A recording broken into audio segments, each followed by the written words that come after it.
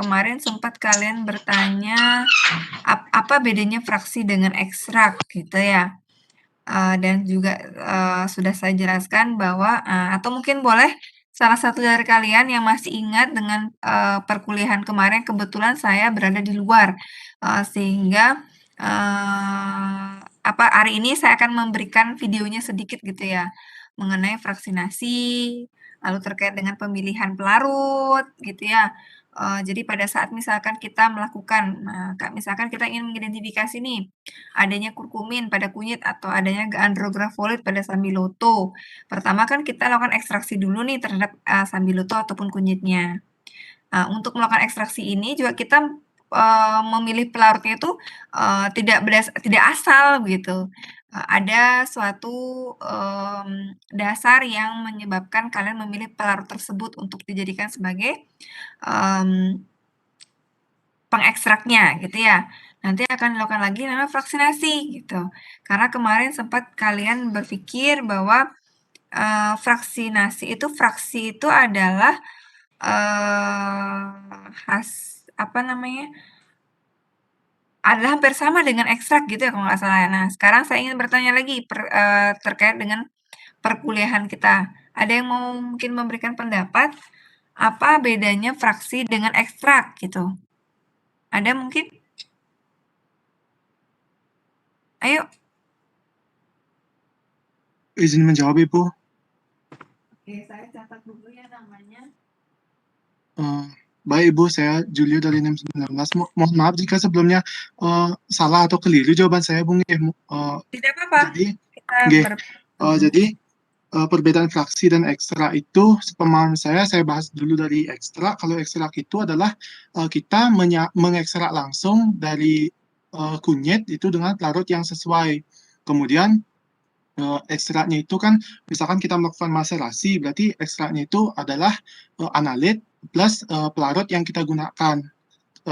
Sedangkan untuk fraksi dari kunyit itu adalah ketika kita melakukan misalkan kromatografi kolom, jadi ketika kita elusi maka akan terdapat senyawa-senyawa yang memisah. Jadi yang terpisah-pisah ini itu yang bisa kita sebut sebagai fraksi dari ekstrak kunyitnya, karena yang terkandung pada fraksinya tersebut itu bisa saja berbeda, dan yang terkandung itu setelah saya baca itu ada dan ada desmetoxikurkumin, juga ada desmetoxikurkumin, juga ada dihidrokurkumin, dan senyawa-senyawa lain seperti minyak atsiri.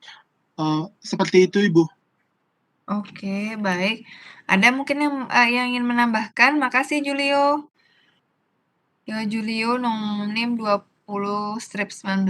Ada lagi mungkin yang mau menambahkan? Silahkan. Sebelum nanti kita, melihat datanya dan kita, belajar menghitung gitu, sehingga nanti pada saat kalian membuat pelaporan, kalian bisa mengerjakannya.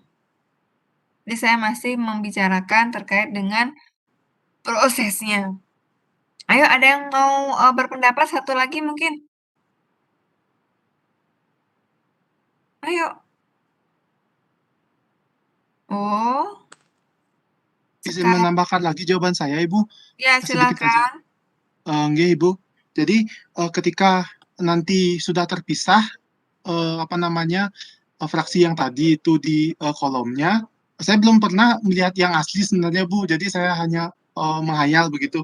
Dia terpisah, kemudian saya wadahi dengan wadah vial yang sudah terkalibrasi 5 mili. Jadi nanti saya buka kerannya sedikit demi sedikit, saya ambil 5 mili, 5 mili, 5 mili seperti itu, Ibu. Nanti akan terkumpul sampai habis fraksi yang ada di kolomnya tadi. Terima Oke, kasih, Ibu. baik. Baik, terima kasih Rio Julio. Ada mungkin yang berpendapat, mungkin menambahkan atau seperti apa? Oke, nggak ada ya, komentarnya nggak ada, cuman Julio aja nih. Dari sekian mahasiswa, ada berapa mahasiswa di sini? Ada 102 termasuk asdos ya. Nggak apa-apa, asdosnya kalau mau masuk boleh, kalau mau keluar juga nggak apa-apa gitu ya. Oke, jadi ekstrak itu adalah merupakan produk atau hasil dari proses ekstraksi ya. ekstraksi itu adalah penyarian. Penyarian untuk mengambil senyawa-senyawa yang ada pada Simplesia atau suatu bahan alam. Nah, di sini untuk menyari atau untuk menarik senyawa-senyawa yang ada di dalam bahan alam itu kita menggunakan pelarut tertentu, pelarut organik, atau mungkin bisa juga menggunakan air, boleh. Nah, di sini kita menggunakan maserasi, didapatkanlah nanti kalau dievaporasi akan menghasilkan suatu ekstrak. Nah, nanti ada suatu proses fraksinasi. Fraksinasi itu lebih memurnikan kembali gitu, artinya lebih melakukan suatu purifikasi. Karena kalau kita ekstraksi, misal nih ekstraksinya itu menggunakan pelarut yang universal, misalkan metanol atau etanol. Kenapa metanol dikatakan pelarut universal? Metanol itu kan merupakan metil alkohol ya, metil alkohol, jadi CH3OH. Tunggu sebentar, saya ada telepon sebentar saja.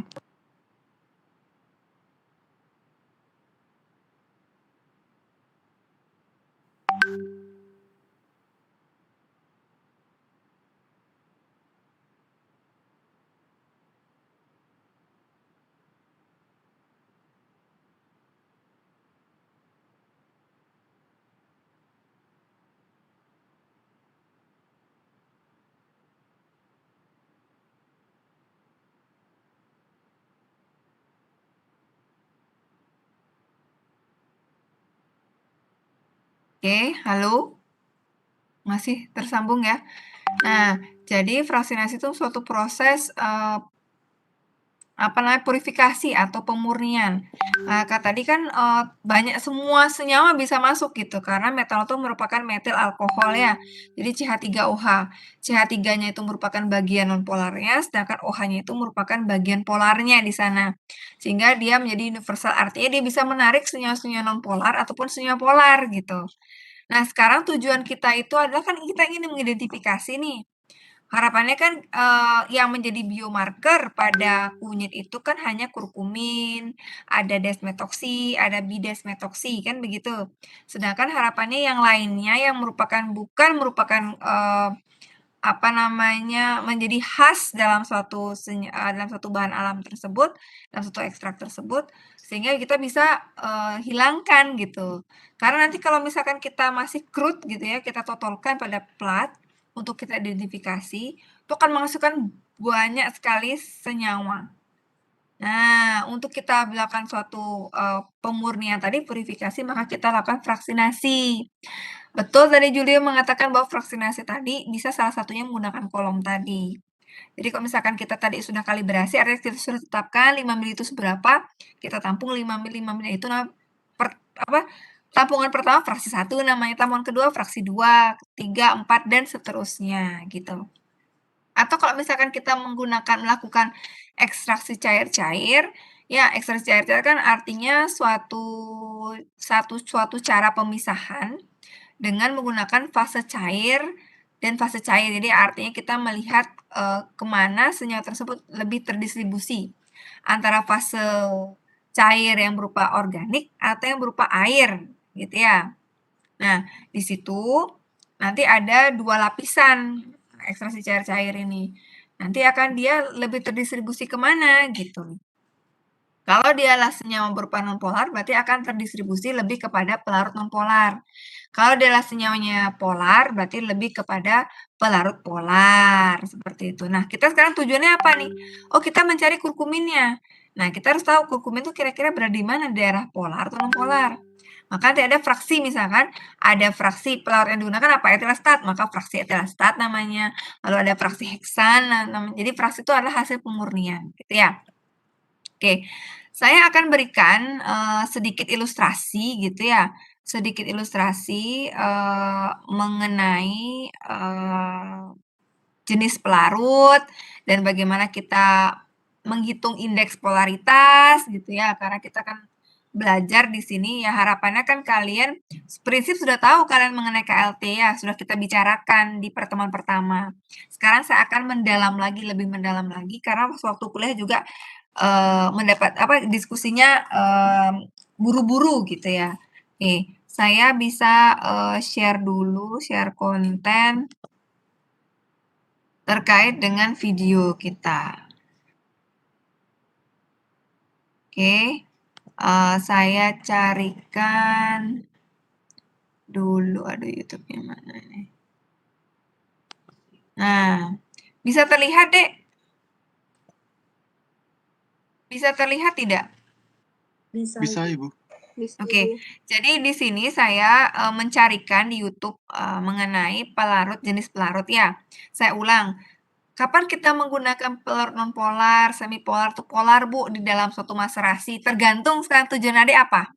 Kalau misalkan ingin mengambil semua, berarti gunakanlah pelarut universal, metanol dan etanol kita pakai.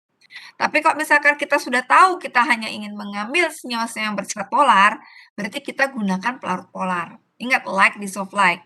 Ya, kalau kita ingin mengambil yang polar, berarti kita gunakan pelarut polar dan sebaliknya. Ya. Nah, sekarang saya akan memberitahukan sedikit jenis-jenis pelarut, macam-macam pelarut polar non-polar. Nah, contoh pelarut ini dikatakan dia polar, dikatakan non-polar, dipengaruhi apa? Strukturnya. Struktur dari pelarut ini akan menyebabkan nilai indeks polaritasnya berbeda. Semakin tinggi indeks polaritasnya, maka semakin besar dia atau semakin tinggi dia polaritasnya gitu ya. Artinya semakin polar dia. Jadi sekedar info kalau misalkan nanti akan saya tunjukkan di tabel mengenai indeks polaritas. Ya, coba kita dengarkan dulu jenis-jenis atau macam-macam pelarut. Oke, kita berangkat dari nonpolar dulu ya. Oke. Polar, semipolar, dan polar. Untuk nonpolar ada enheksana dan kloroform. Tunggu sebentar, saya sepertinya akan record. Jadi nanti rekamannya akan saya taruh di Oase ya. Praktikum metode pemisahan. Oke, baik. Saya ulang lagi bahwa dalam melakukan suatu ekstraksi, kita harus memperhatikan pelarut yang kita gunakan, gitu ya. Selain kita ingin melihat juga karakteristik dari fisika kimia dari senyawa aktif yang ada di dalam bahan alam tersebut. Untuk menentukan metodenya, metode ekstraksinya. Bisa maserasi, bisa perkolasi, bisa sokletasi, atau bisa reflux, tergantung dari karakteristik ataupun kandungan yang ada di dalam bahan alam tersebut. Nah, untuk melakukan ekstraksi tidak kalah pentingnya selain tadi metodenya, pelarut yang digunakan juga memerankan peranan penting begitu ya. Nah, kalau ingin kita kapan kita memilih polar, kapan kita memilih pelarut non-polar atau semipolar, tergantung dari tujuan dari ekstraksi ini untuk mengambil senyawa aktif yang mana gitu. Kalau ingin mengambil senyawa aktif yang bersifat non-polar, berarti kita gunakan pelarut-pelarut yang sifatnya non-polar. Ya, jadi like dissolve like. Kalau kita ingin menarik atau mengambil senyawa yang bersifat polar, berarti kita gunakan pelarut yang sifatnya polar juga. Gitu. Ya, oke, kita dengarkan videonya sedikit mengenai pelarut. Jadi di sini akan dijelaskan berbagai jenis atau macam pelarut. Nonpolar ada enheksana dan kloroform.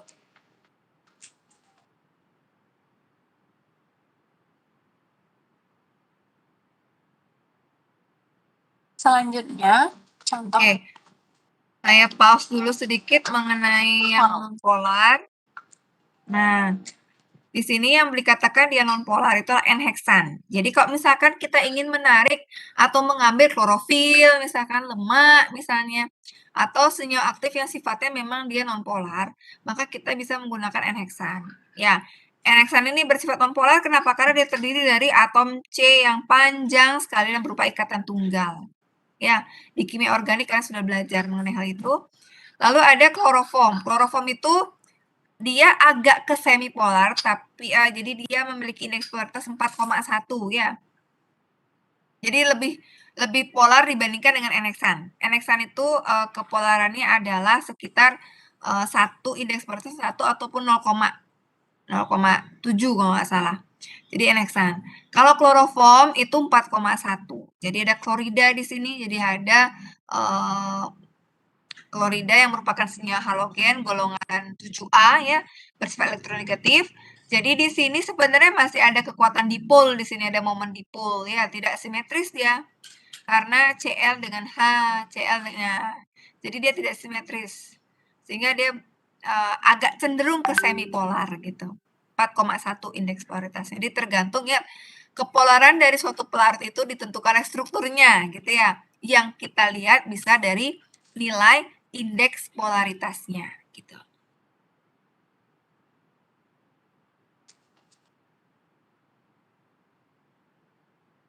Selanjutnya, contoh pelarut semipolar ada etil asetat, DMSO, dan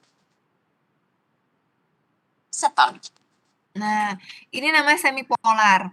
Jadi kalau etil asetat itu dia indeks polaritasnya 4,4. Jadi di sini terlihat ada karbonil C double bond O ya.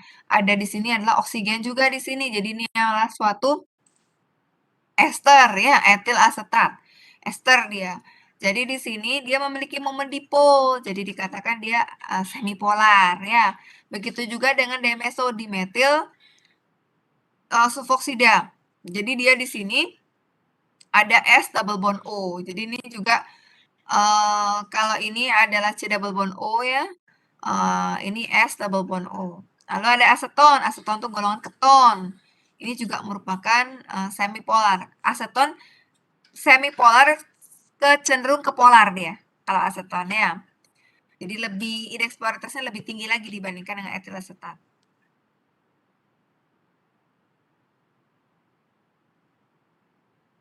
Contoh untuk pelarut polar ada air, metanol, etanol, dan masih banyak lainnya. Nah, jadi kalau ada alkohol ya ada metanol, etanol, butanol. Nah, itu adalah merupakan pelarut polar dia. Lebih cenderung ke polar dia. Walaupun misalkan dia ada bagian yang bersifat non polar di sini di metil. Ini kan metil ya, ini adalah etil. Tapi dia cenderung ke polar dia. Ya, air itu memiliki indeks polaritas sekitar 8 kalau nggak salah. Jadi kalau metanol tuh 5 dia. Tapi dia cenderung ke polar gitu. Nah, inilah yang nanti akan mempengaruhi kemampuan dia untuk mengekstraksi. Jadi kapan kita menggunakan pelarut ini, Bu? Tergantung dari senyawa yang akan kita tarik itu apa gitu ya. Oke, kita lanjutkan lagi. Nah, ini mengenai cara maserasi bertingkat. Pada saat praktikum pada saat kuliah sempat saya ceritakan bagaimana yang namanya adalah maserasi bertingkat. Maserasi bertingkat ini terjadi atau dilakukan gitu ya pada saat jadi kita misalkan pertama kita menggunakan pelarut universal dulu nih, yaitu ada metanol tadi ya, karena metanol tadi mampu menarik yang polar maupun non-polar gitu ya. Jadi kemungkinan pasti ada klorofil di situ, ada lemak juga di situ tertarik ke dalam ekstrak metanolnya tadi, ke dalam metanolnya. Sehingga menghasilkan ekstrak metanol. Nah, di situ kan masih crude ya, masih banyak komponen senyawa di sana, baik yang polar ataupun non-polar. Sehingga perlu dilakukan suatu maserasi bertingkat. Nah, maserasi bertingkat itu artinya ekstrak yang tadi kita sudah dapatkan itu, kita ekstraksi lagi nih dengan menggunakan pelarut misalkan N-heksan. Nah, ingat N-heksan tadi kan sifatnya adalah non-polar. Sehingga nanti di dalam ekstrak metanol tadi akan diambil oleh N-heksan itu bagian apanya? Bagian non-polarnya gitu. Sehingga yang tersisa itu hanyalah semipolar dan polar saja gitu harapannya. Itu namanya bertingkat. Kenapa? Diawali dulu dengan ekstraksi metanol sebagai pelarut universal, lalu nanti baru dia diambil bagian nonpolarnya oleh N-heksan gitu ya. Nanti sisanya tadi, sisa atau residu yang tidak terlarut pada N-heksan itu akan disaring lagi misalkan dengan menggunakan apa? Etil asetat. Untuk mengambil apa? Untuk mengambil senyawa-senyawa yang sifatnya semipolar gitu. Sehingga nanti harapannya pada residu itu hanya tertinggal senyawa-senyawa polar saja gitu. Itu namanya adalah maserasi bertingkat. Ya, kita dengarkan lagi coba mengenai maserasi bertingkat. Nah, cara maserasi bertingkat, pelarut yang utama sekali kita gunakan adalah pelarut non-polar. Contohnya adalah N-heksana. Pelarut yang kedua yaitu semipolar. Contohnya etil asetat. Dan yang terakhir, pelarut yang kita gunakan adalah metanol, yaitu pelarut polar. Kenapa kita harus menggunakan pelarut non-polar dulu? Karena metanol merupakan pelarut yang bersifat universal, jadi dapat menarik senyawa yang bersifat polar, semipolar, maupun non-polar. Maka dari itu, digunakan enhexana terlebih dahulu agar senyawa nonpolar dapat ditarik oleh enhexana, senyawa semipolar ditarik oleh etil asetat atau larut semipolar, dan senyawa polar ditarik oleh metanol atau senyawa polar. Bagaimana cara kerjanya? Nah, pertama-tama serbuk kita timbang, kemudian dimasukkan ke dalam botol gelap, dan ditambahkan pelarut enhexana hingga seluruh sampel mengenai pelarut.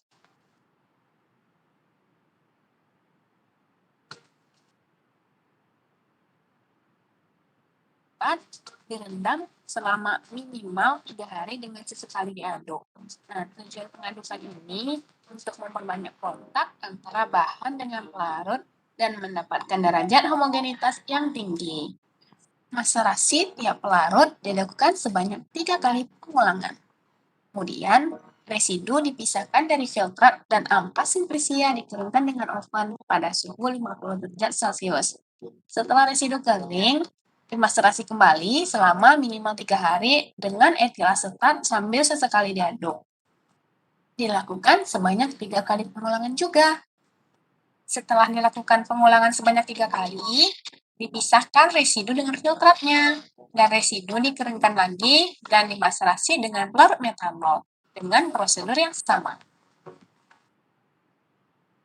Sekian video dari saya. Terima kasih sudah menonton, dan Assalamualaikum warahmatullahi wabarakatuh. Oke, dari situ ada bayangankah kalian mengenai proses maserasi bertingkat? Jadi kalau di sini dia langsung menggunakan enhexan. Kalau tadi saya mengatakannya dari kita ekstraksi dulu nih berupa ekstrak, lalu kita larutkan atau diekstraksi lagi dengan menggunakan metanol tuh boleh. Jadi menggunakan fraksinasi cair-cair, nanti dia ekstraksi cair-cair dia gitu. Nah, saya contohkan lagi nih. Ada pertanyaan dulu sampai di sini? Jadi intinya maserasi bertingkat ini tujuannya untuk mempurifikasi, Dek. Sama, artinya untuk lebih untuk menghilangkan gitu ya kandungan-kandungan yang kita tidak inginkan. Kita hanya ingin mengidentifikasi senyawa yang memang sudah kita ketahui, oh saya ingin mengambil senyawa-senyawa yang bersifat polar saja gitu. Maka kita lakukan tadi maserasi bertingkat. Ada yang ingin bertanya mungkin? Saya izin bertanya, Bu. Ya, silakan, Dek. Baik, terima kasih untuk kesempatannya. Jadi saya izin bertanya pertanyaan sederhana. Berdasarkan yang Ibu jelaskan sebelumnya bahwa jika ada suatu penelitian yang memang ingin mencari kandungan senyawa universal dalam suatu simplisia, Oke. dan di sini kita dijelaskan bahwa kita lebih baik mereduksi atau melakukan sortir terhadap suatu senyawa yang akan kita ambil. Jadi apakah ada pengaruh atau perbedaan jika kita hanya cukup melakukan pengambilan zat aktif secara universal dibandingkan dengan secara terkhusus gitu, Bu? Apakah ada perbedaannya mungkin jika kita terkhusus itu lebih baik didapatkan setiap ekstrak senyawanya, setiap konsentrasinya didapatkan lebih teliti, apakah begitu, Bu? Atau bagaimana? Terima kasih, Bu. Oke, ini siapa ya? Ari ya? Nggih, mohon maaf, Bu, saya Ari Kusuma NIM 13. Terima kasih, Bu. 13, Ari. Oke, Suksema Ari Kusuma. Jadi, tergantung tadi ya, tergantung dari target kita apa. Misalnya nih, kita ingin mengidentifikasi suatu bahan alam yang belum sama sekali kita ketahui. Tapi mungkin secara empiris, oh ternyata bahan alam ini bisa dimanfaatkan untuk obat nih secara empiris dari turun-temurun. Tapi kita belum ada yang meneliti hal tersebut begitu. Maka apa yang kita lakukan? Ya sebaiknya kita menggunakan pelarut universal dulu gitu, tidak langsung mengkhusus ke heksan, tidak, tapi universal dulu yaitu ekstraknya dulu yang kita ambil, gitu. Nah dari ekstrak, lalu misalkan nih kalian ingin membandingkan sekarang ekstrak metanol tok gitu saja gitu ya, lalu kalian bikin lagi nih, kalian lakukan fraksinasi sekarang. Fraksinasi dari fraksi heksan misalnya, lalu ada fraksi ditingkatkan lagi etil asetat gitu ya, atau dari kloroform dulu, ada heksan, kloroform, etil asetat gitu misalnya. Nah dari sini kalian mudah mendapatkan 4 macam ini, 4 macam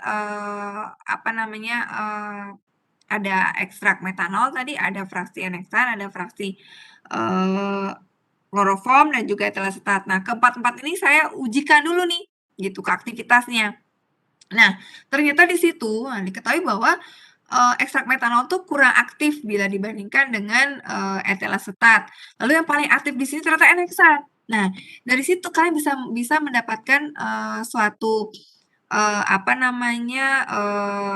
info gitu ya dari penelitian yang kalian lakukan tadi bahwa kemungkinan senyawa yang berpotensi menghasilkan aktivitas adalah senyawa-senyawa yang bersifat nonpolar karena N-heksana itu ternyata memiliki potensi yang lebih kuat gitu dibandingkan dengan yang lain. Nah, gitu. Jadi kalau itu lebih baik kita menggunakan pelarut universal.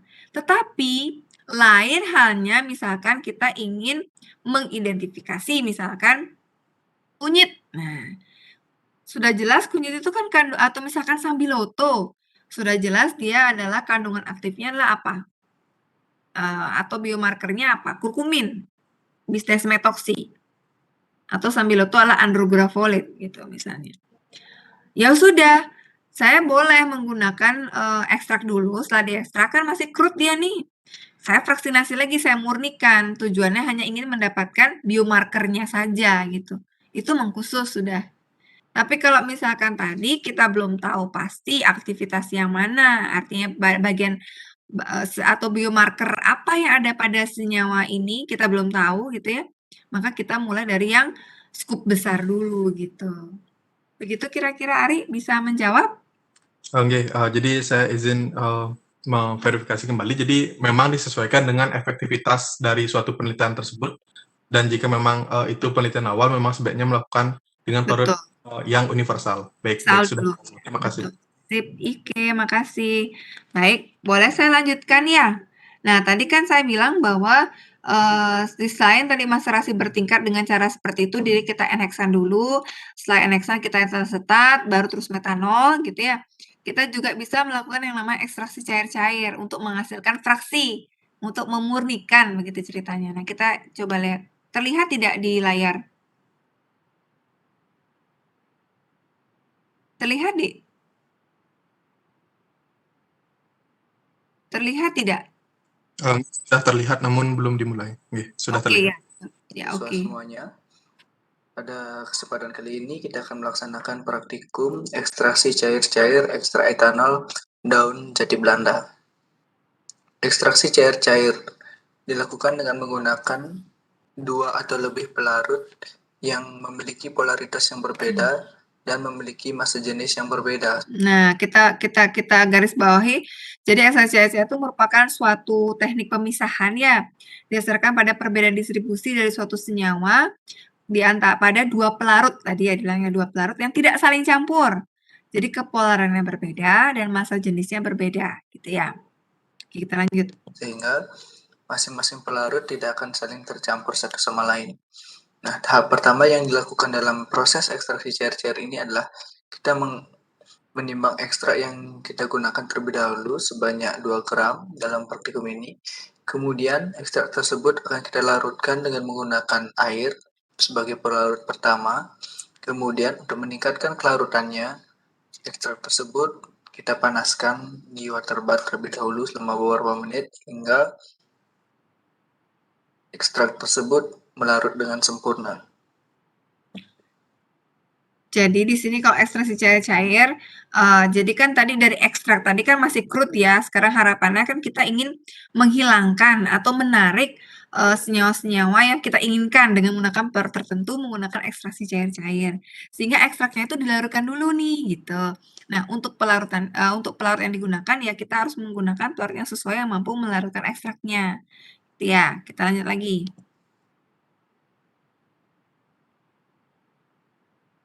Setelah ekstrak tersebut larut dengan sempurna, kemudian ekstrak yang telah kita larutkan kita masukkan ke dalam corong pisah. Kemudian kita tambahkan sedikit air lagi, sisa dari pelarut yang kita gunakan sebelumnya, sehingga volume akhir dari pelarut pertama yang kita gunakan sebanyak 40 ml. Nah, selanjutnya kita tambahkan pelarut kedua. Dalam hal ini kita menggunakan pelarut N-heksan. N-heksan merupakan pelarut yang bersifat nonpolar dan memiliki massa jenis yang lebih kecil daripada air, sehingga pelarut tersebut nanti akan terpisah dengan air dan berada di bagian atas dari lapis dari air. Nah, penggunaan pelarut yang memiliki polaritas yang berbeda bertujuan untuk memisahkan senyawa yang terdapat di dalam ekstrak berdasarkan perbedaan polaritasnya. Jadi senyawa-senyawa yang bersifat nonpolar akan lebih cenderung terlarut ke dalam pelarut yang bersifat nonpolar. Demikian juga dengan senyawa yang bersifat polar akan lebih cenderung melarut ke dalam pelarut yang polar, sehingga masing-masing senyawa tersebut akan terpartisi ke masing-masing pelarut yang kita gunakan. Nah, pelarut N-heksan kita ukur sebanyak 40 ml, kemudian kita tambahkan ke dalam corong pisah. Selanjutnya kita goyang-goyangkan corong pisah yang kita gunakan untuk meningkatkan kelarutan dari senyawa-senyawa yang terdapat di dalam ekstrak tersebut.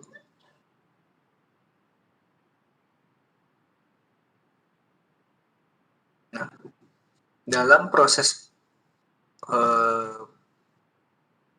pengocokan, perlu diingat bahwa kita harus sering-sering membuka tutup dari corong pisah ini, karena dalam proses ini larutan akan menghasilkan gas yang menekan keluar, sehingga nanti kalau kita tidak buka maka gas tersebut akan berkumpul di tengah corong pisah dan kemungkinan akan memecahkan corong pisah tersebut.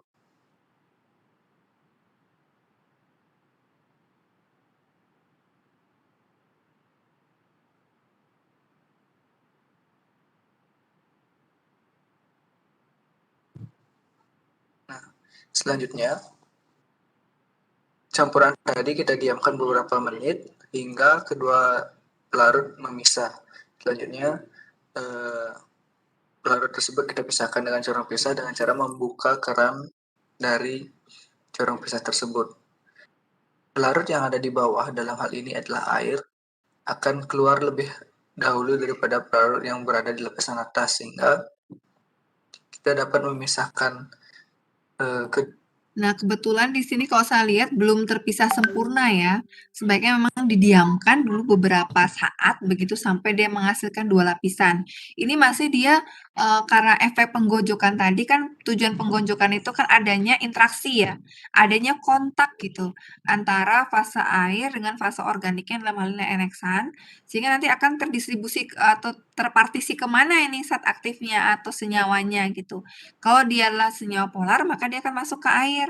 Kalau dia adalah senyawa yang nonpolar, maka dia masuk ke N-heksan. Nah, jadi harusnya ditunggu sedemikian rupa agar terbentuk 2 lapisan, betul-betul terlihat nanti lapisannya antara N-heksan dengan, air. Yang mana yang atas, kalau yang atas berarti yang bobot jenisnya itu lebih rendah, gitu kira-kira ya. Nah, ini kebetulan sudah ditampung, ya sebaiknya memang menampungnya pada saat nah ini sudah mulai nih terpisah dia. Belum terlalu terpisah, seharusnya didiamkan dulu ini. Sehingga dia akan terbentuk 2 lapisan, begitu. Oke, begitu kira-kira untuk yang namanya ekstraksi cair-cair, Dik. Apa ada pertanyaan? Sebelum saya lanjutkan lagi terkait dengan jadi ini kelanjutan dari kemarin kita kuliah gitu, saya hanya ingin memastikan kembali sebelum nanti akan saya berikan data ke kalian gitu. Ada yang ingin ditanyakan? Ada yang mau ditanyakan dulu? Terkait dengan apa yang sudah saya paparkan, saya sudah berikan? Ada? Lanjut ya, biar apa, biar, waktunya bisa jadi nggak terlalu malam kita. Oke, kemarin kan sempat ya diberikan contoh kasus seperti ini ya. Jadi ini kan hampir sama juga dengan yang namanya adalah pemisahan. Ya, artinya pemisahan dan kita lakukan identifikasi di sini menggunakan kolom, gitu ya. Percobaan dilaksanakan di laboratorium. Sudah sempat saya beritahukan juga pada saat kuliah, cuman karena terburu-buru jadi saya sekarang pastikan lagi begitu ya. Nah, di sini dia menggunakan kolom di sini, untuk nanti dia, melakukan suatu pemisahan. Nah, sebelum dia melakukan kolom, dia ini belum tahu gitu, kira-kira di dalam nanti untuk menggunakan kolom tadi, fase gerak apa nih yang saya harus gunakan?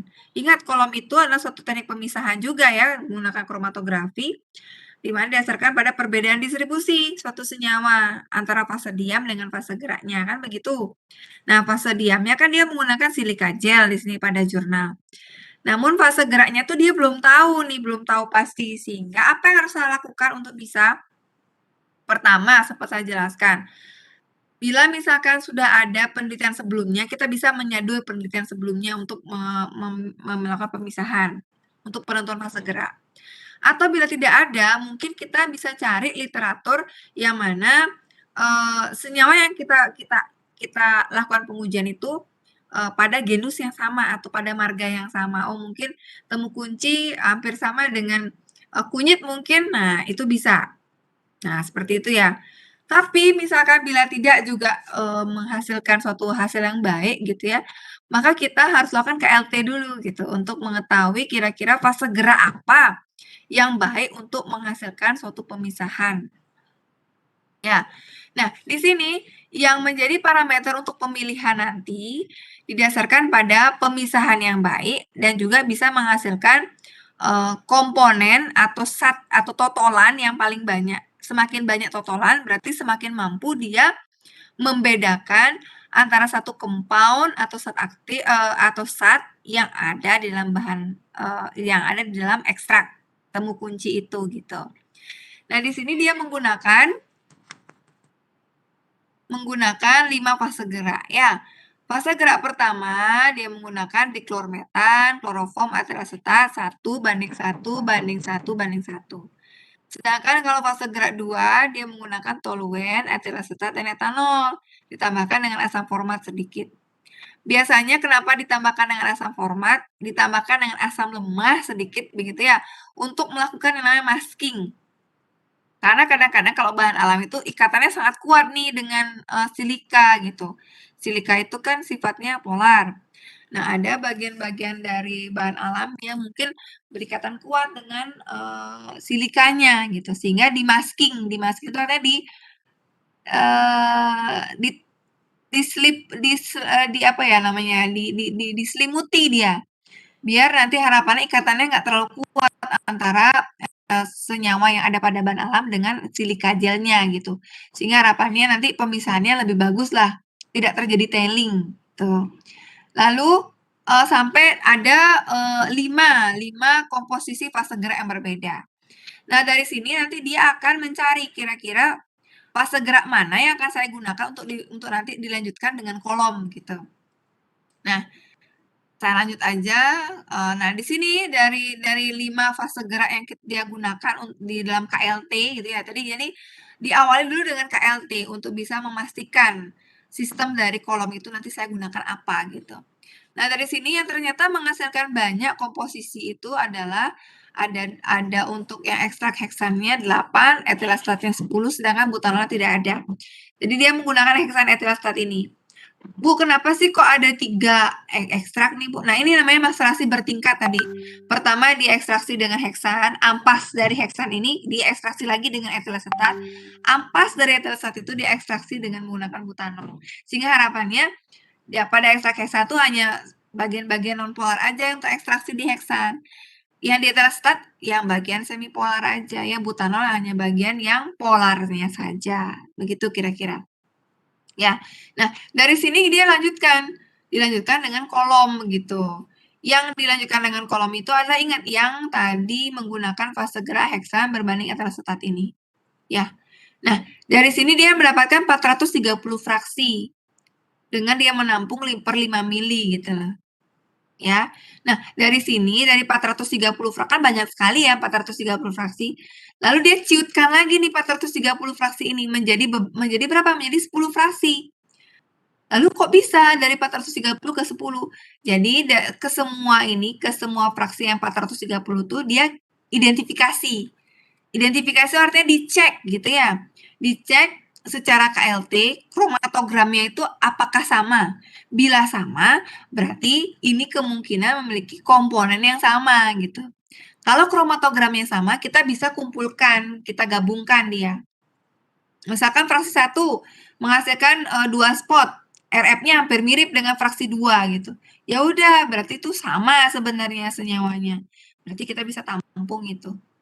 Nah, dari 430 fraksi itu yang sama itu nanti ditampung-tampung sehingga didapatkanlah ada 10 fraksi yang berbeda didasarkan pada bentuk kromatogramnya tadi. Nah, ada 10 fraksi nih. Ternyata kalau fraksi 1 menghasilkan 2 komponen, fraksi 2 menghasilkan 4 komponen, 4 noda, 4 titik gitu ya, 4 bercak. Fraksi 3, 5 dan seterusnya sampai dengan 10. Dan ini ternyata warnanya ya pasti kuning, tapi ada kuning kecoklatan, kuning kemerahan, ada kuning tua dan seterusnya. Kemungkinan warnanya berbeda karena komponen yang terkandung di dalam fraksi tersebut adalah berbeda. Nah, kalau dilihat, nah ini namanya kromatogram ya. Kromatogram itu adalah hasil kromatografi, yaitu bisa berupa bercak atau RF. Nah, kalian sudah belajar RF ya. Nanti akan saya tanyakan ke kalian beberapa nilai RF dan juga ada HRF. Oke. Jadi dari sini ada 10 fraksi yang memang ternyata kromatogramnya berbeda. Ini misalkan ada 4, ini juga sama. Mana 4 lagi? Nah, ini juga sama, fraksi 5 dengan fraksi 10 sama menghasilkan 4 totalan. Tapi kok bisa dibedakan ya? Karena RF-nya berbeda. RF berbeda otomatis komponennya pun juga berbeda. Sekarang saya mau tanya nih sekarang. Kenapa kita bisa mengatakan bahwa bila RF-nya berbeda, kemungkinan dia adalah senyawa yang berbeda gitu. Bagaimana kira-kira? Ini padahal sama loh, fraksi 5 ada 4, fraksi 10 juga ada 4. Fraksi 9 juga ada 4, sama-sama komponennya ada 4. Tapi tetap kita harus melihat bentuk kromatogramnya. Nah, kenapa seperti itu? Kenapa bisa dikatakan yang fraksi 5 dan 9, 10 ini berbeda? Tidak sama dia, padahal jumlah bercaknya sama 4. Ada yang mau berkomentar? Izin berkomentar, Ibu. Ya, sebutkan nama dan NIM. Dewa Julio. Enggak, Ibu. Julio Ya. dari NIM 19. Jadi, Ya. kenapa walaupun noda yang ditimbulkan itu jumlahnya sama, kita katakan dia berbeda ketika jarak atau RF-nya itu berbeda. Jadi, saya melihatnya dari prinsip KLT. Ketika KLT itu berarti kan ada prinsip absorpsi dari senyawa yang kita uji dan pelarut yang kita gunakan nanti dan juga plat KLT-nya juga.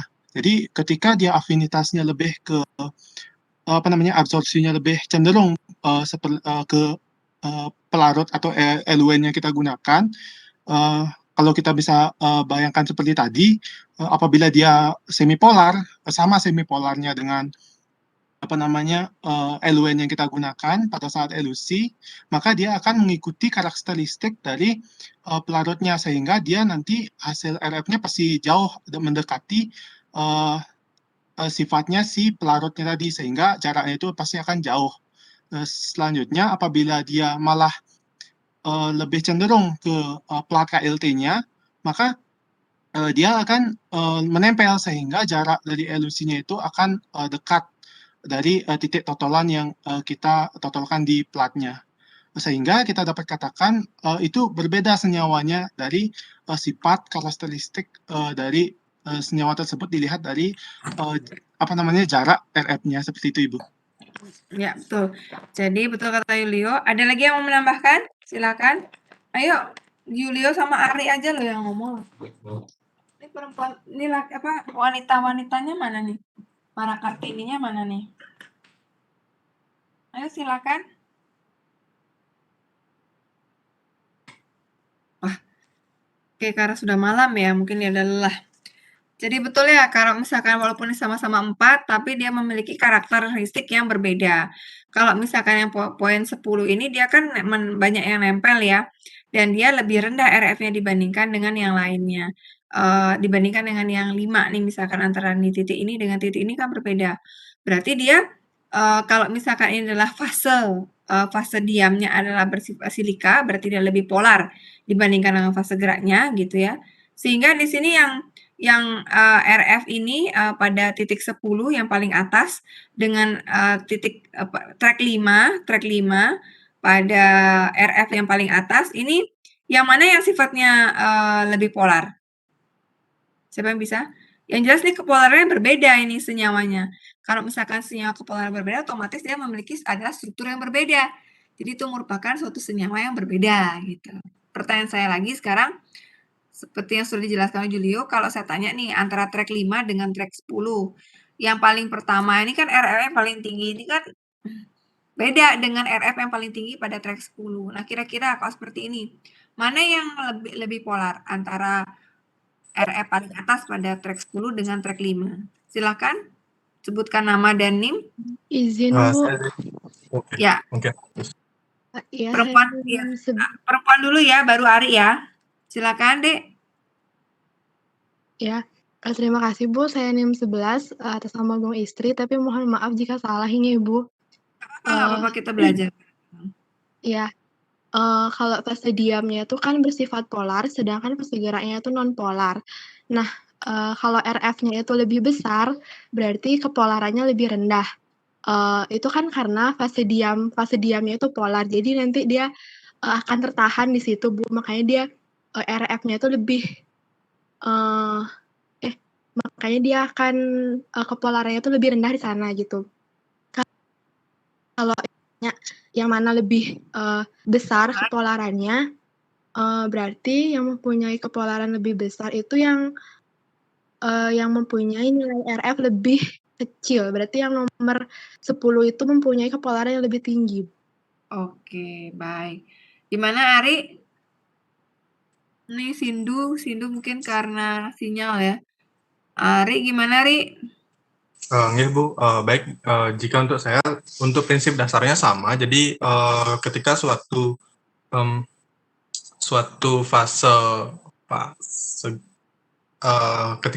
fase dia memiliki sifat yang sama, sifat yang lebih polar pada kasus ini, itu akan lebih tertahan pada fase diam.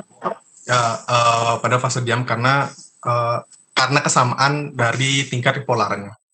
Sama. Terima kasih. Ya, makasih Ari. Sindu juga jawabnya sama ya. Oke, berarti sudah paham ya.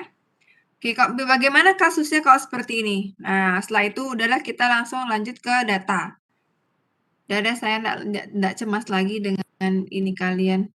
Kemarin karena soalnya buru-buru ya, terburu-buru jadinya saya tidak detail menjelaskan ke kalian pada saat perkuliahan. Nah, ini namanya indeks polaritas ya. Jadi kalau misalkan indeks polaritas itu misalkan tadi ada heksan gitu ya, heksan itu nih N-heksan. Nah, indeks polaritas cuma 0,1 dia. Ya, toluen itu lebih polar lagi dibandingkan N-heksan itu 2,4. Kloroform 4,1. Etil asetat berapa? Etil asetat itu adalah 4,4 ya. Etil asetat. Nah, biasanya kan kita juga bisa menggunakan campuran ya. Campuran pelarut nih antara misalkan kalau ini metanol dengan air. Di mana metanol 3, airnya 7. Maka caranya untuk mengetahui indeks polaritas berarti 3 atau 0,3 boleh. Jadi kalau misalkan perbandingannya 3 dengan 7 berarti 3 dikalikan dengan metanolnya berapa? Nilainya 5 ya. Ditambah metanol itu kan 5 ya. Mana metanol? Metanol tadi adalah 5,1 ya, 3 dikali 5,1 ditambahkan dengan 7 dikali dengan 10,2 dibagi dengan 10 gitu kan, 3 tambah 7 kan 10. Dapatkanlah indeks polaritas sebesar 8,67. Nah, ini termasuk ke dalam polar dia ya, karena lebih banyak airnya gitu, cenderung ke polar dia. Oke, perlu diperhatikan lagi pada saat kolom karena fase diam yang digunakan adalah silika. Jadi memang kita berangkat dulu kalau misalkan ingin mengelusinya secara gradien gitu ya, artinya konsentrasi dari pelarutnya itu dalam beberapa waktu dinaikkan kepolarannya gitu. Maka bisa pertama-tama berarti harus dikasih non polar dulu, nggak boleh langsung polar. Kenapa? Karena kalau fase geraknya polar, fase diamnya juga polar, maka otomatis tidak akan terjadi pemisahan gitu. Sehingga dimulai dari pelarut yang non polar dulu pada saat kita melakukan kolom ya. Oke, sekarang yang saya tanyakan lagi untuk memastikan lagi pemahaman kalian. Bukan yang di sini. Terkait dengan ini ya, ini ada situasi kasus misalnya,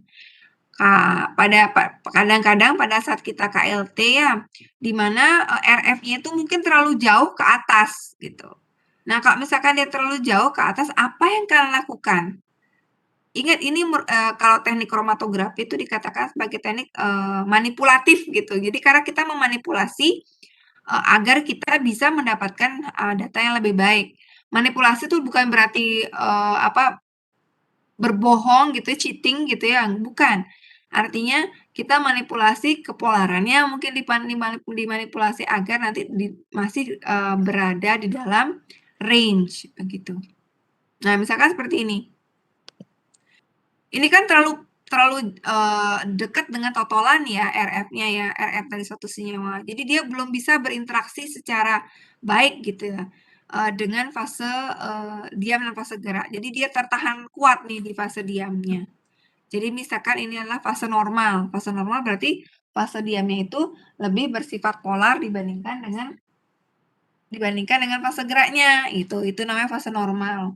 Ternyata di RF-nya itu, kecil sekali, di bawah sekali dia. Maka menurut kalian apa yang harus kalian lakukan agar RF-nya itu di tengah-tengah dia menjadi di sini misalkan 0,5.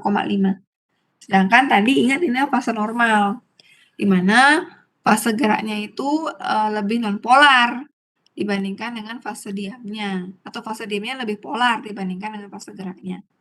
Nah, apa yang harus kalian lakukan? Ada yang bisa menjawab? Ini nanti kemungkinan akan kalian praktekkan juga nantinya kalau memang pada saat praktikum nih misalkan, waduh jelek sekali RF-nya kok di bawah banget ya, takut nih kita nih. Takutnya nanti di dalam sini nih masih ada komponen lain yang pada saat kita naik itu harusnya dia mungkin terpisah menjadi beberapa spot gitu loh.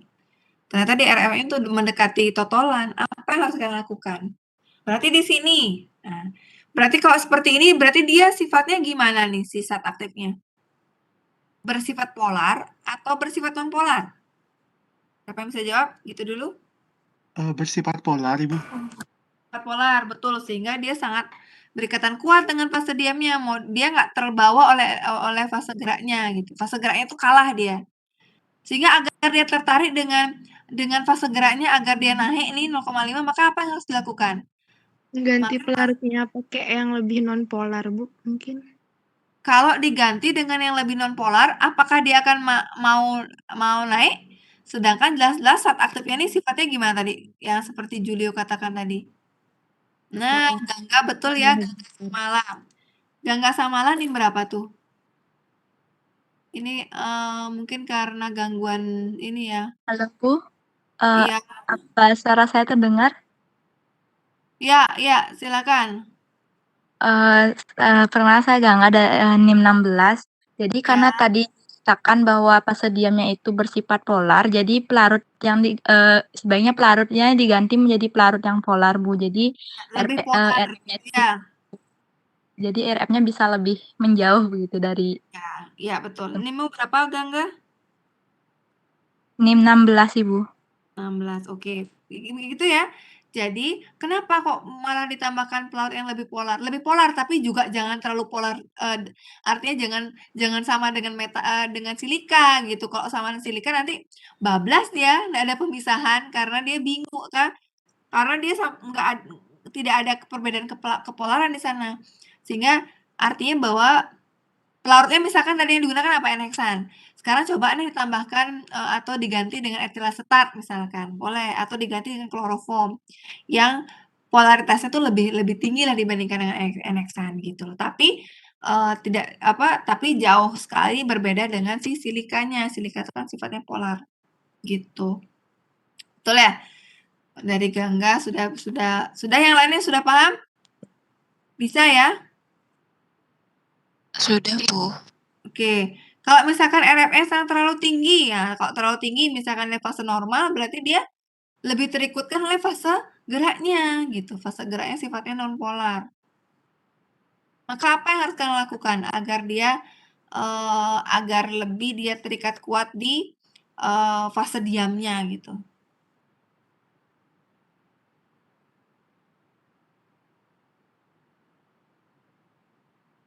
Apa yang harus dilakukan? Izin menjawab, Ibu. Ya, silakan. Baik, saya Julio, jam 19. Jadi, kita lakukan sebaliknya berarti, Ibu. Kalau tadi misalkan kita, pelarutnya kita, tingkatkan kepolarannya, sekarang kita pelarutnya itu atau LW-nya itu kita, turunkan kepolarannya atau kita ganti dengan yang, kurang polar, seperti itu, Ibu. Sehingga? Sehingga nanti untuk, nilai RF-nya pasti akan turun dia. Di Kenapa bisa tengah-tengah, turun dia? seperti itu.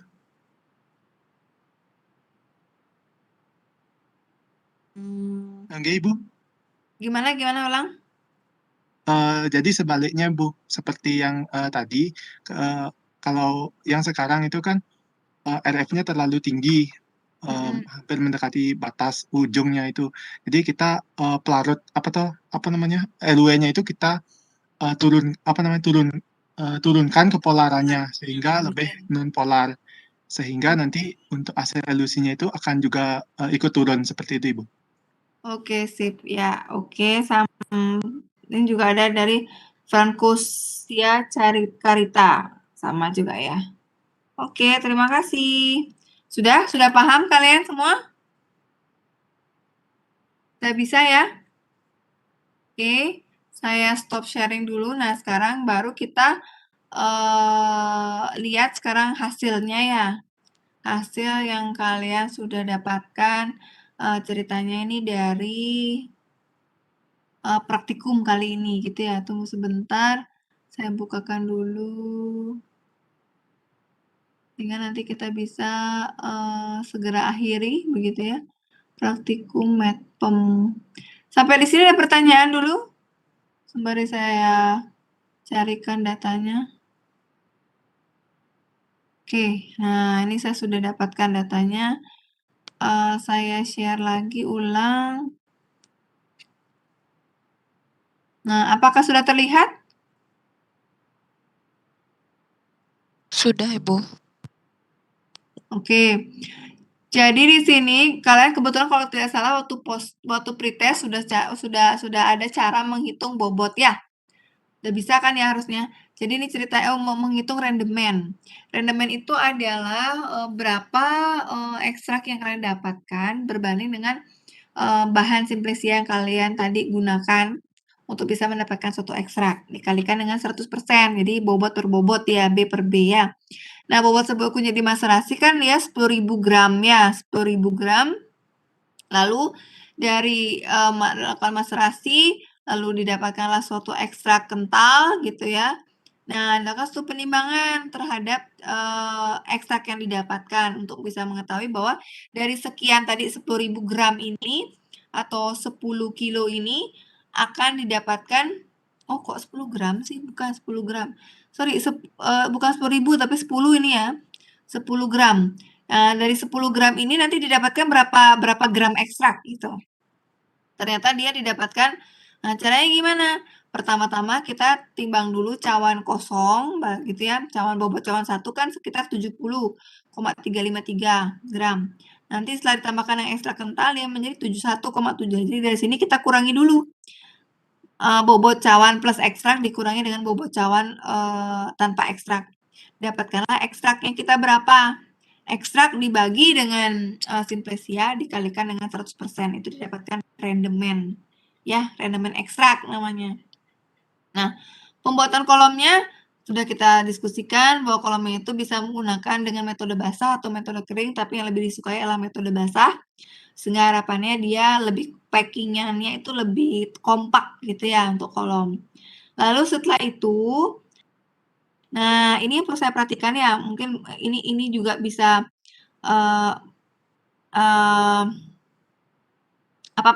pembelajaran untuk kita semua. Ini kan foto adalah didapatkan pada saat praktikum sebelumnya ya.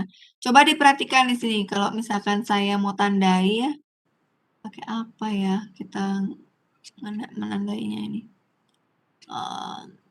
Insert, shape,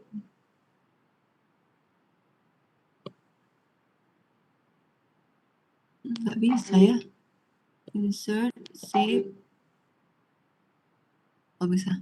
Nah kalau kita lihat nih, nah panah yang saya tunjukkan ini, coba kalian perhatikan, ini kan tinggi banget ya. Ini terlalu tinggi ini ya. Kalau misalkan kita perhatikan ininya tuh terlalu tinggi deh. Coba bayangkan. Nah, larutannya tuh terlalu tinggi. Larutan yang jadi kan intinya nih ekstrak itu untuk bisa masuk ke dalam kolom kan dilarutkan dengan pelarut secukupnya saja.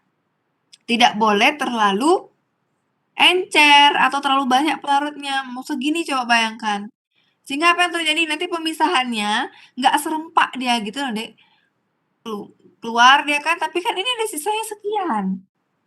Jadi harusnya dilarutkan dengan secukupnya saja. Sehingga harapannya nanti artinya kalau bisa ya segini aja larutannya. Ya harusnya seperti itu larutannya. Jadi jangan setinggi ini, nggak bisa. Nggak boleh gitu ya, nggak elok gitu. Karena pemisahannya akan kurang maksimal gitu, karena di sininya diawali dengan ekstrak yang dilarutkan sedemikian rupanya yang terlalu besar, tinggi. Gimana maksudnya, Bu? Jadi nanti kan di bagian bawah dulu yang terpisah, lanjut lagi bagian atasnya, kan gitu jadinya. Kalau misalkan dia semakin atau sebisa mungkin sesempit-sempitnya gitu ya, biar serentak gitu loh, Dek. Biar serentak dia turun ke bawah gitu, untuk terelusi. Oke? Nah, dari sini, dari kolom ini ditampung dia. Tadi sudah betul oleh Julio ya, dikalibrasi harus botolnya ini ditandai. 5 mili itu berapa? Kalau kita menampungnya sebanyak 5 mili. Nah, ini kok ada yang nggak 5 mili, Bu? Nah, mungkin dia menampungnya didasarkan pada warna bisa. Ternyata warnanya berbeda nih. Dia nggak sampai 5 mili tapi warnanya beda, Bu. Ya udah, berarti pakai warna dulu kita tampungnya. Makanya saya bilang kalau bisa ya nampungnya sedikit demi sedikit. Kalau bisa 3 mili, 3 mili gitu. Cuman masalahnya akan mendapatkan banyak sekali fraksi nanti. Sehingga apa yang harus kita lakukan? Identifikasinya juga banyak gitu. Untuk apa? Untuk nanti kita bisa kalau misalkan kromatogramnya sama kita gabungkan kan begitu. Menjadi satu fraksi. Ya, nah dari hasil identifikasi ini adalah plat KLT yang sinari dengan di bawah lampu UV 254. Nah, kebetulan di sini platnya ini berfluoresen di 254. Pertanyaan saya, apa sih maksudnya plat KLT F254? F itu artinya fluoresen. Apa maknanya itu, Dek? Apa gunanya plat berfluoresen 254? Boleh nggak kita menggunakan plat biasa? Ada yang mau menjawab? Izin menjawab ya, Bu. Akhiri jam 9 ya. Silakan. Baik, saya Julio NIM 19 Ibu, jadi Tunggu, jangan Julio terus deh, yang lainnya. Ayo mana sih? Dari baik, Ibu. 102. Ya, makasih Julio. Dari 102 orang loh.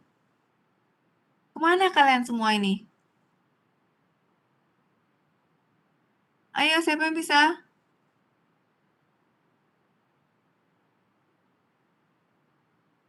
Ayo, Dek. NIM 15 ada? NIM 15? Izin menjawab, Bu. Siapa ini? NIM 59. Siapa? Mungkin 254 itu, jadi dia disinari. Siapa? 59 itu siapa? Florencia, Bu. Florencia, oke. Ya, silakan, Dek. Jadi dia penyinarannya menggunakan panjang pada spektrofotometrinya itu menggunakan panjang gelombang yang 254 nm, Bu. Apa gunanya itu fluoresen 254? Boleh nggak pakai fluoresen? Boleh nggak pakai plat KLT biasa saja? Mungkin kan ada rentang panjang gelombang dari senyawanya, Bu. Oke, baik, Flo. Makasih, Flo. Begitu juga dengan ini jawabannya dari ini juga mengatakan panjang gelombang plat ya. Kalian belum dapat analisis farmasi belum ya? Belum ya? Ya nggak apa-apa, kita belajar di sini. Presia 2062. Juga sama jawabannya seperti Flo. Makasih, Flo. Yang lain?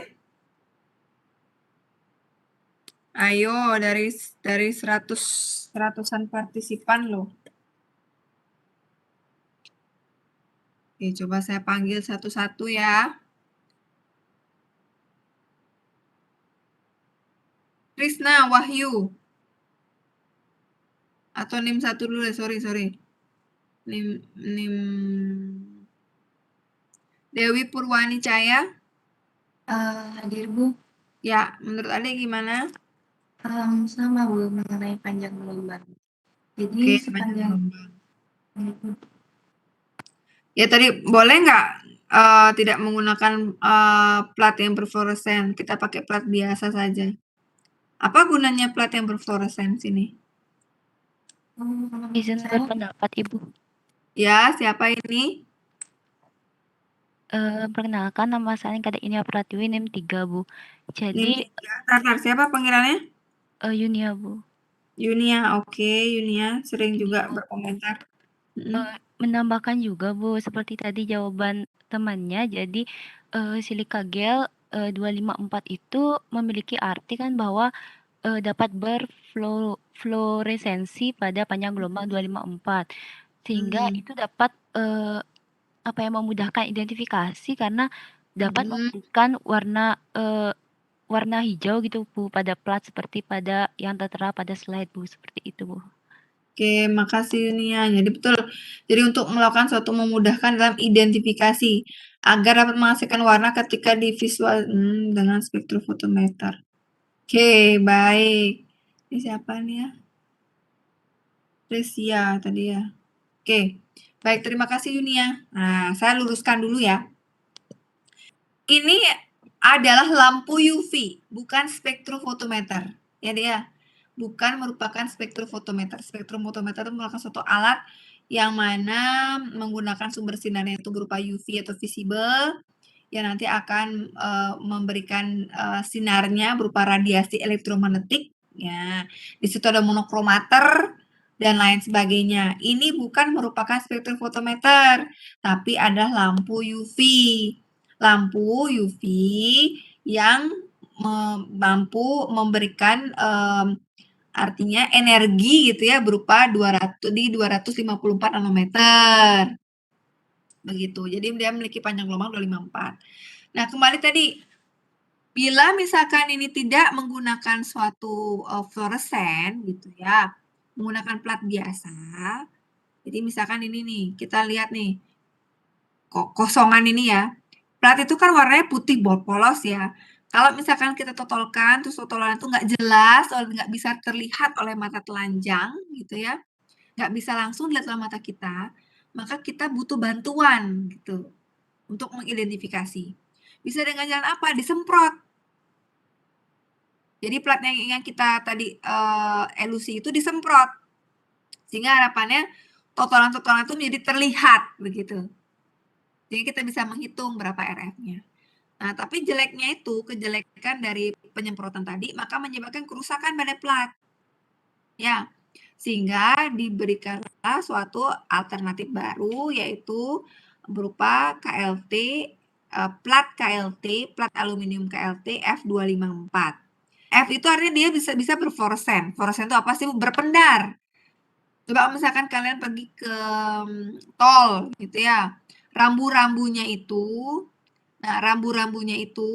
bila misalkan kita berikan dia sinar gitu ya, lampu kendaraan, maka dia akan berpendar kan, dia akan menghasilkan seolah-olah dia menyala begitu, menghasilkan suatu sinar gitu ya, berpendar dia.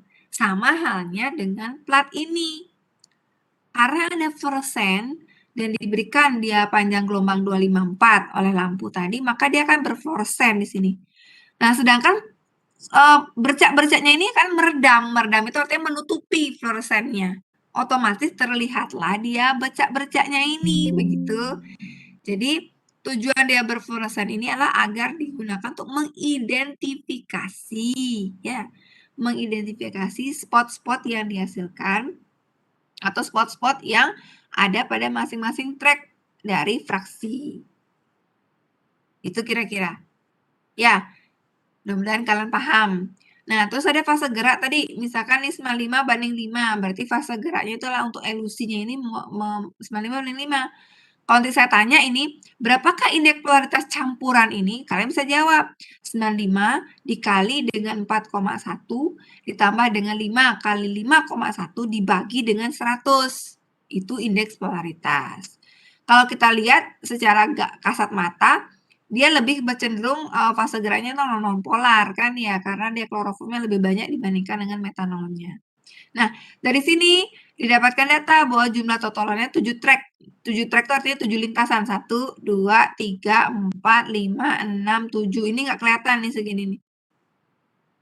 Ya, 1, 2, 3, 4, 5, 6, 7. Nah, di mana track 1. Nah, diberitahukan bahwa sampel itu ditotalkan 1 cm dari tepi bawah plat dan dielusi dihentikan 1 cm di tepi atasnya. Jarak antar noda adalah 1 cm. Jadi dari sini 1 cm. Ya. Nah, adik 1 itu 1 cm dia dari batas bawah. Peak 2-nya itu 6,5 gitu. Sehingga didapatkan kali 10 ya. Berarti kan 8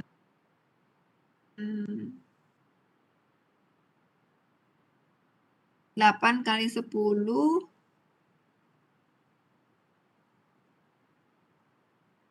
nanti kalau 1 cm dia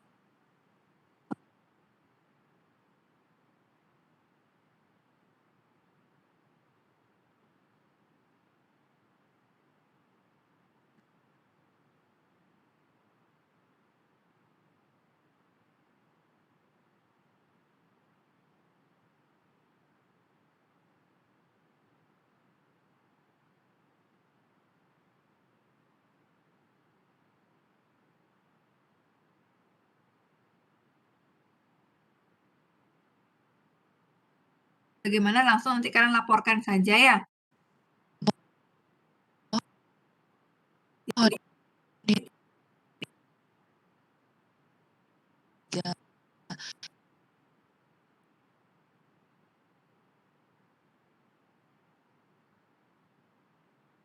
pada track 1, Bu, kan peak 1 sama dengan 1 Ya, cm.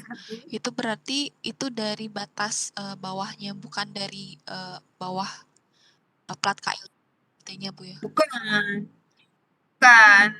Itu adalah 1 cm dari batas nih. Dari sini, dari tempat penotolannya, dari tempat penotolannya. Berarti dia sudah bergerak 1 cm dari tempat awal ditotolkan, begitu.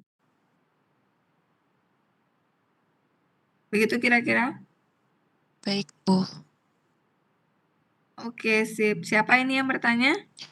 Saya Yunita NIM 20, Bu. Yunita. Tadi Yunia ya nomor 3. Oke, makasih ya Yunita ya. Ada lagi yang ingin ditanyakan? Nah, kalau ini beda lagi nih. Dia ada juga di mana plat ini 3 di 366. Nah, kenapa kok begini, Bu? Nah, saya ceritakan dulu sedikit. Kenapa kok dia background-nya hitam? Kok tadi kan background-nya dia ini kayak orang menghasilkan sinar. Siapa bisa jawab? Ayo. Siapa yang bisa jawab? Ayo. Tadi kan ceritanya platnya ini kan hanya dia bisa berfluorensi di 254. Sedangkan sekarang diberikan dia lampu dengan lambda 366 nanometer, karena energi yang atau panjang gelombang yang diberikan tidak sama, otomatis dia nggak bisa berfluoresen lagi tuh platnya. Yang berfluoresen itu hanyalah bercaknya sekarang yang berfluoresen. Karena bercaknya itu bisa dia memang berpendar gitu di 366. Jadi ini lebih memperjelas lagi. Karena kenapa? Karena tadi kalau misalkan di fluoresen, tadi di 254 kan nggak kelihatan nih track nomor 4, 5, 6-nya nggak kelihatan. Tapi setelah dia dilakukan dengan pendaran di 366, maka platnya meredam itu artinya mati dia, artinya nggak menghasilkan sinar, karena dia nggak bisa berfluoresen di 366 begitu. Sedangkan yang berpendar itu hanyalah bercak-bercaknya sana. Ini kan terlihat track 4, 5, 6 gitu ceritanya. Jadi itu adalah cara untuk melakukan suatu identifikasi di bawah lampu ya, di bawah lampu UV 254 dan lampu UV 366. Bukan di bawah spektrofotometer. Ya, gitu kira-kira. Ada pertanyaan sampai sini?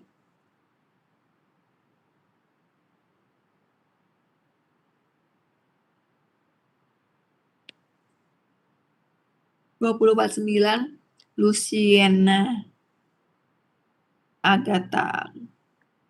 Oke, Anda tak catat. Ada pertanyaan mungkin? Enggak ya? Mohon izin Ya, bertanya, Ibu. silakan. Baik, terima kasih Bu atas kesempatannya. Saya mohon izin bertanya, Bu. Kemudian selanjutnya setelah kan kita tadi sudah menggunakan UV dengan kedua parameter itu ada 254 sama 366.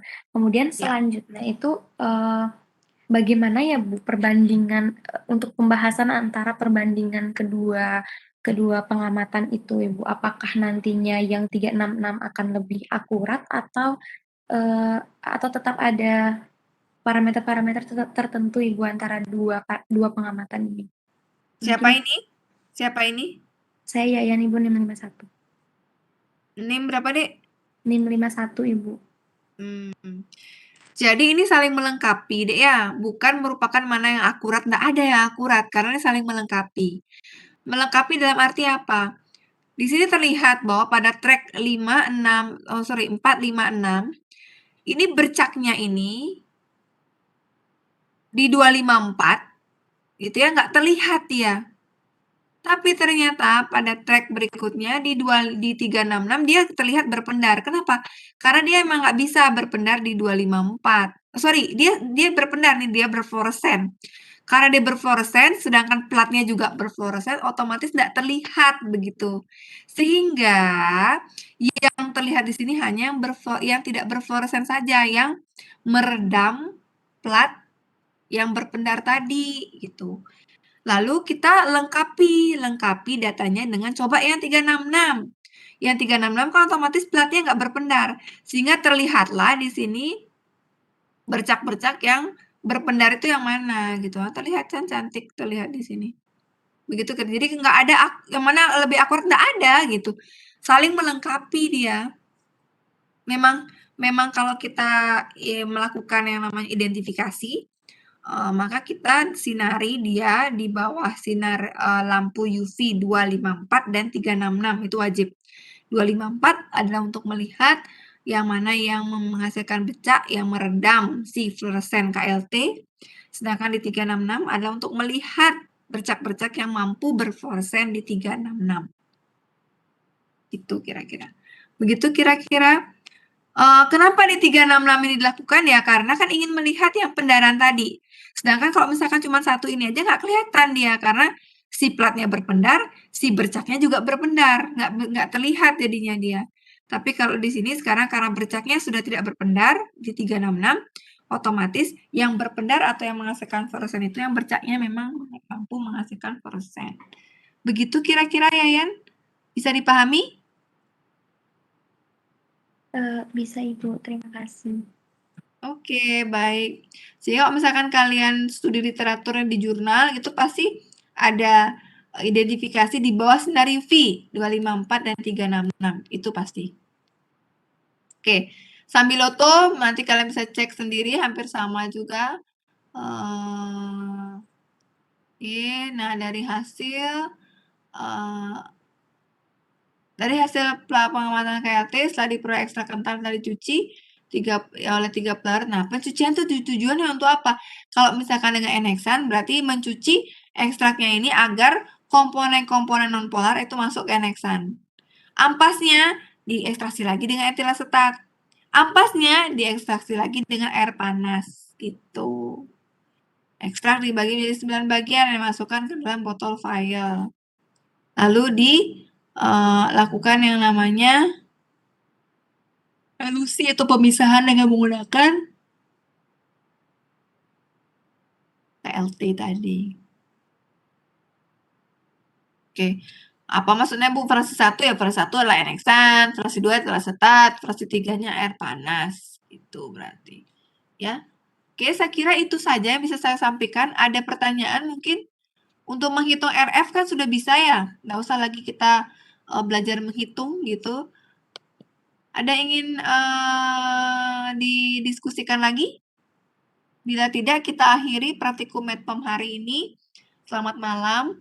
Mohon maaf karena tadi kuliahnya jadi mundur gitu ya di jam 7.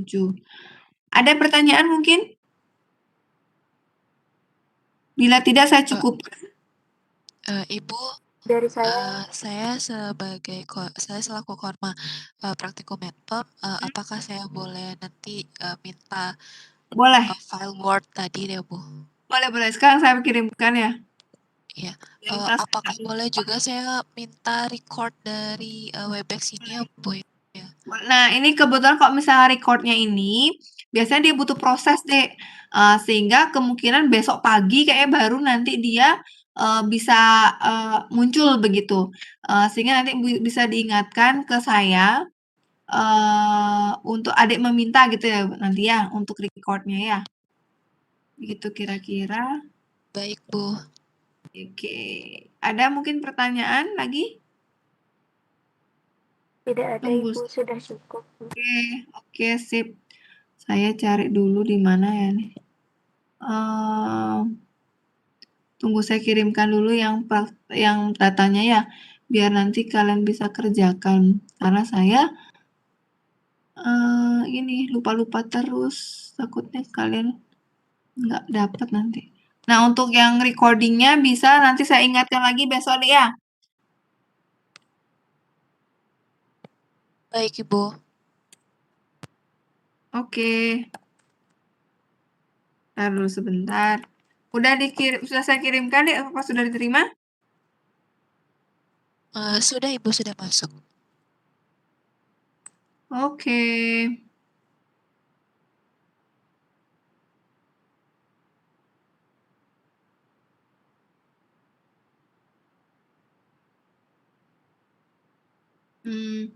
Tunggu sebentar.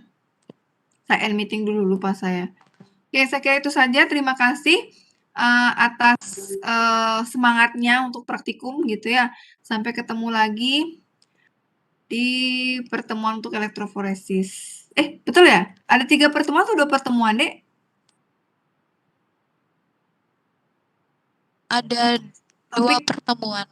Oke, berarti kita lanjut nanti ke elektroforesis ya. Oke, sampai jumpa. Terima kasih. Tetap semangat. Semoga kita semua dalam keadaan sehat.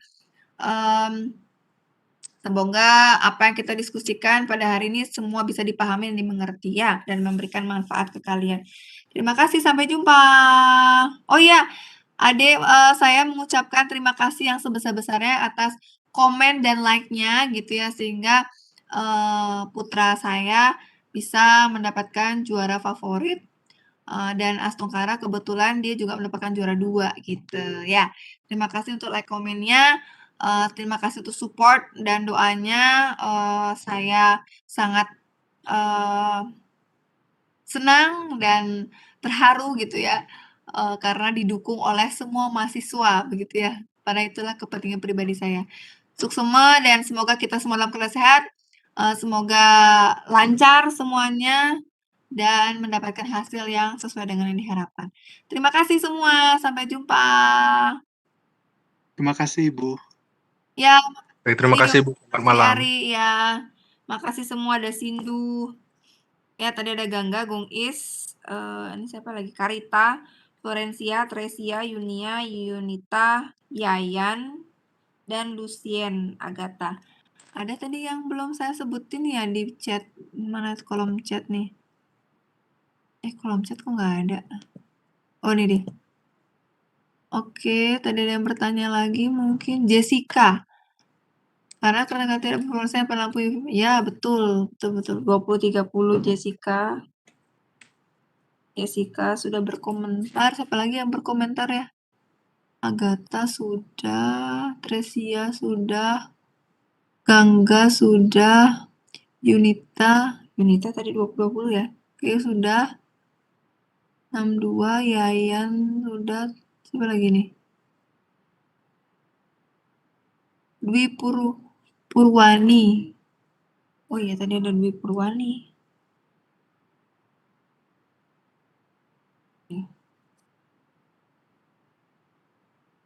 Oke, saya kira itu saja. Sampai jumpa. Terima kasih. Saya meetingnya dulu. Makasih Yunita, makasih Komang Dian, siapa nih? Ya semuanya